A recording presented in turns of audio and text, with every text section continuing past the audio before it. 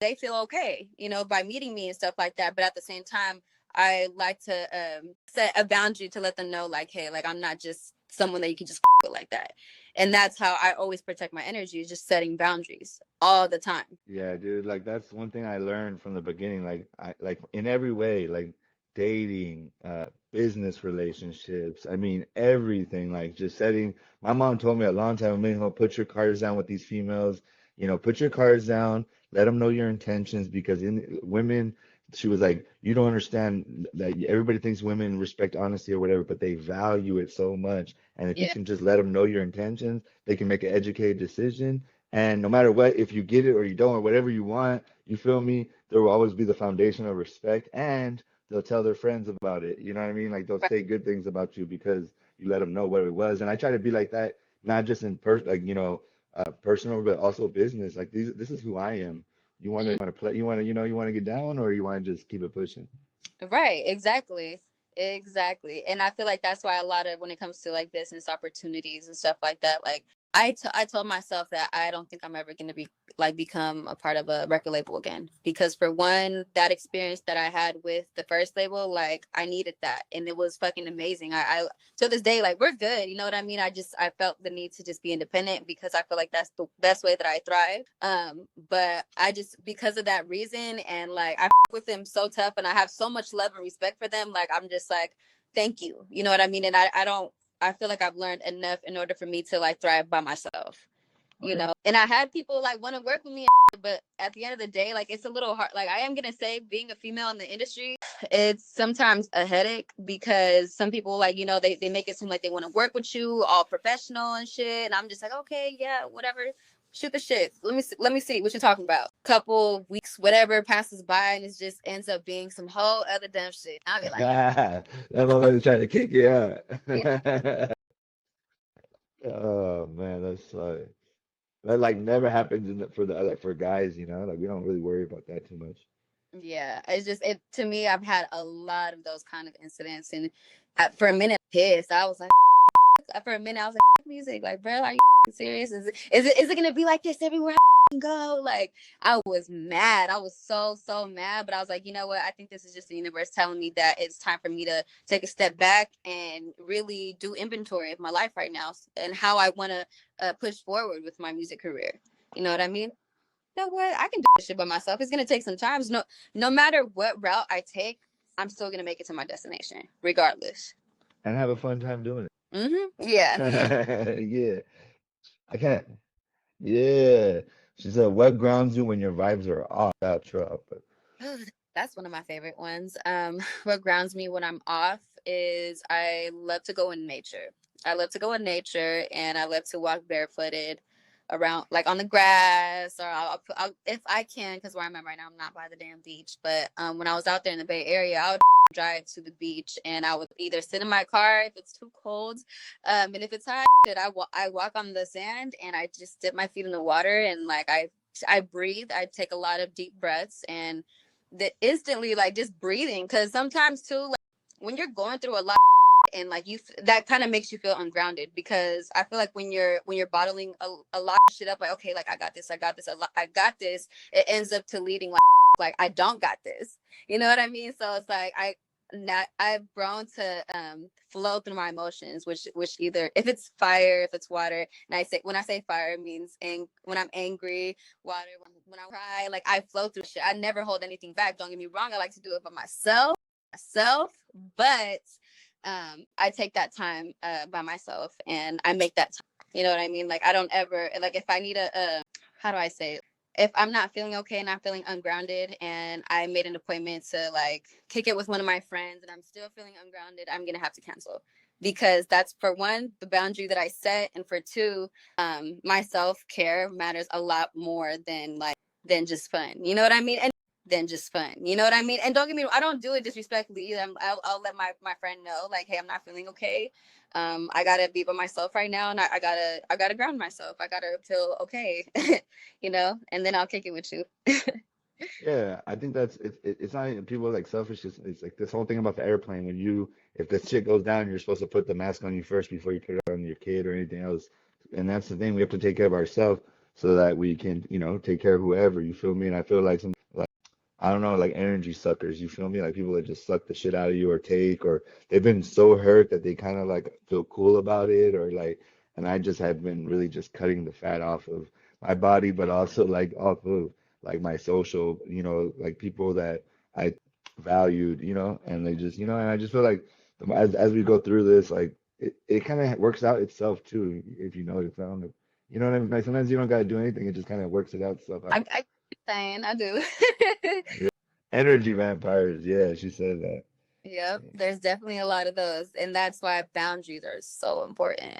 Hell yeah. When he said, Chris, he said, when can we expect new? That is always going to be a secret. You guys may never know. Just Yeah. um, I am actually working on a small project with one of my friends right now, and it's gonna be dope. I plan on releasing it probably by my birthday, so and probably no.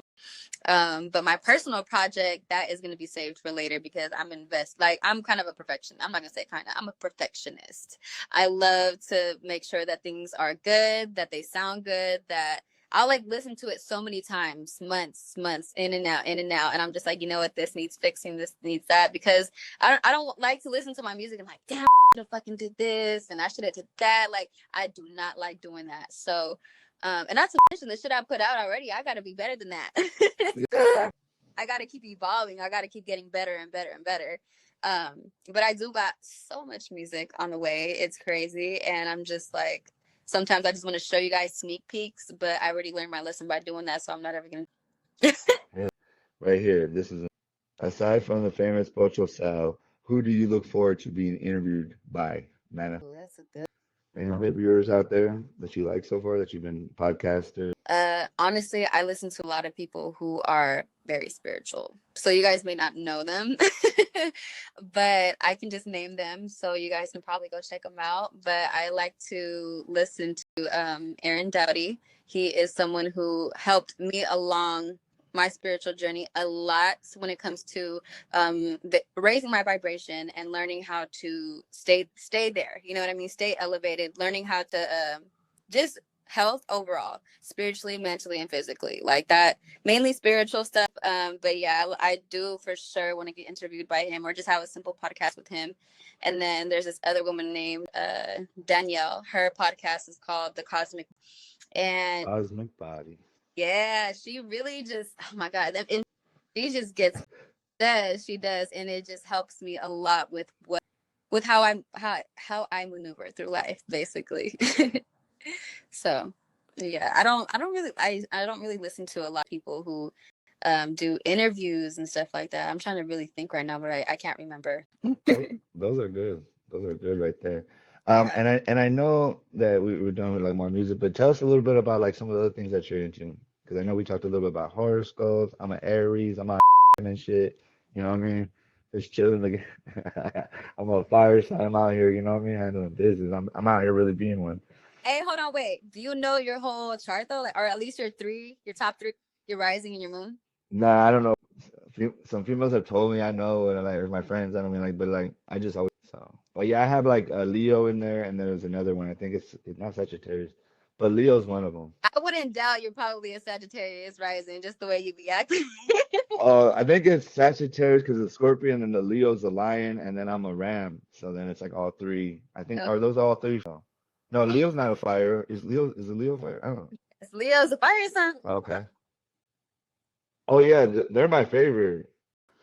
Well, forget it. They're my favorite physically. Mesh in the relationship. I don't know, like this, but like the connection, like my favorite. Yeah. But anyway, I'm gonna start blushing. Okay. But I mean, ladies, if you're a Leo, no, I'm just like, I know I gotta find my wife here. you got a Uh, big spot for the Leo girls. I got a weak spot for them all, to be honest. The good ones. I mean, it's the ones that see me. That's the thing. I want somebody that sees me though, like that sees, understands my vision. Most people kind of they think some people just and shit or like I don't know, I can't explain it, but like my vision will be. I'm not gonna even gonna say what it is. Kind of like I'm gonna just let the actions. No, I said like, because you're like, let it just, and I was just like, manifest, let it manifest. Exactly. call it in, man. Call it Hey, in. but tell me a little bit about that. How did you get involved in it, or how did you get interested in that stuff? So I want to say I was like maybe I was like 11, and my Nina had this big like zodiac book, and I was like, "Oh, this is so cool. What is this?" Because my Nina's best friend started reading about it, and I was like, "Read mine, read mine." Yeah, it gets Got interesting. everything. That's so true. That is so true. Like I was just invested into it, and then like she started telling about my mom's side, and I was like, "Oh yeah, like that is so true about my mom." Like I just started getting in. And then like when I was I would literally borrow my mom's phone just to like learn about my sign because I was so like invested into it. I don't know why, but I was. And so I guess ever since I was 10. Oh no. Ever since then, like I just kept learning and learning about it, and then little by little, what started piquing my interest was tarot cards because I wanted to say I was like what, like 14, 13 or 14. I started I went on this like online little thing, and I was like, okay, like I'm gonna subscribe for this little tarot a week, whatever. They'll send me like a little card of like how like the influences of the energies of the cards or whatever. And so I started getting into that. And so basically little by little I started, I guess, yeah, I started being invested into all of that good stuff. And out of nowhere, my grandma, because my grandma's all into everything. She's not an astrologer, she's other stuff, but she like picked it up that I was really, I loved the stars, I loved astrology, and I started doing divination. Out of nowhere, she came over and she gifted me like some tarot cards, and I was like, how did you know? And I'm just like, no, but she really knew though, and I was really, really excited. I started learning about it little by little, but I wasn't as invested because I was still hella young. I was having fun. I was like smoking, whatever the fuck. But once I really had my spiritual awakening when I was 17, I started to change a lot of my habits and a lot of the stuff that I was doing within my life. And then I slowly but surely ended up becoming an astrologer and I guess I would say divination practice practitioner, whatever.